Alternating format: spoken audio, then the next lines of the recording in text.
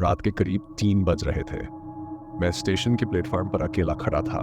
ठंडी हवा की लहरें मेरे चेहरे से टकरा रही थीं। आसमान में घने बादल थे और चांद की हल्की रोशनी उन बादलों के पीछे से झांक रही थी।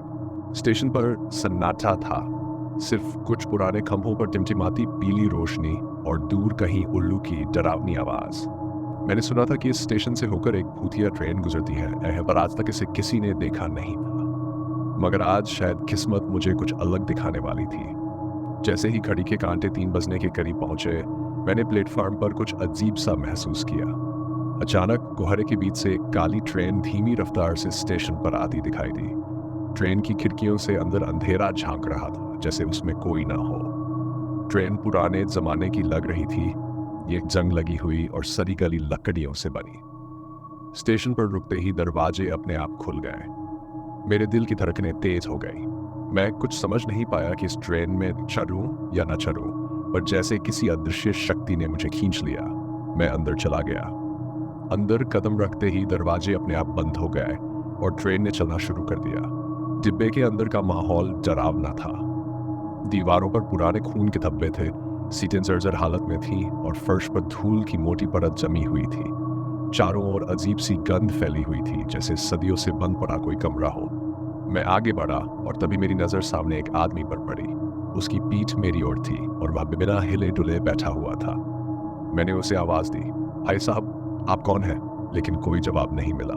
मेरे मन में डर बढ़ता जा रहा था। मैं उसके पास जाकर धीरे से उसके कंधे पर हाथ रखने ही वाला था कि उसने अचानक अपनी गर्दन 180 डिग्री पर घुमाकर मेरी ओर देखा। उसकी आंखें पूरी तरह से सफ़ेद थीं और चेहरा विकृत और भयानक था। मेरे पैरों तले जमीन खिसक गई। मैं तेजी से पीछे हटने लगा, लेकिन तभी डिब्बे में बाकी सभी सीटों पर बैठे यात्रियों की गर्दनें एक साथ घूम गई। उनके चेहरे पर वही भयानक सफेदी और विकृति थी। ट्रेन की खिड़कियों के बाहर भी सिर्फ घना अंधेरा दिखाई दे रहा था। ऐसा लग रहा था जैसे ट्रेन किसी अज्ञात लोक में जा रही हो। मैंने दरवाजे की ओर भागने की कोशिश की, लेकिन दरवाजे अब बंद हो चुके थे। तभी ट्रेन के कोनों से धीरे धीरे धुआं फैलने लगा। वह धुआं जैसे जिंदा था, मेरे चारों ओर लिपटने लगा।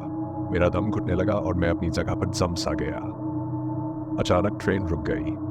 दरवाजे खुद ब खुद खुल गए, लेकिन बाहर कोई स्टेशन नहीं था। सिर्फ एक सुनसान जंगल और उसमें से आती भूती आवाजें। मैं किसी तरह हिम्मत जुटाकर बाहर कूदा और भागने लगा। पीछे मुड़कर देखा तो ट्रेन कहीं नहीं थी, जैसे वह धुआं बनकर गायब हो गई हो। आज भी जब उस रात को याद करता हूं तो मेरे रोंगटे खड़े हो जाते हैं। कहते हैं वो ट्रेन उन लोगों को ले जाती है जो उसे देखने की गलती कर बैठते हैं।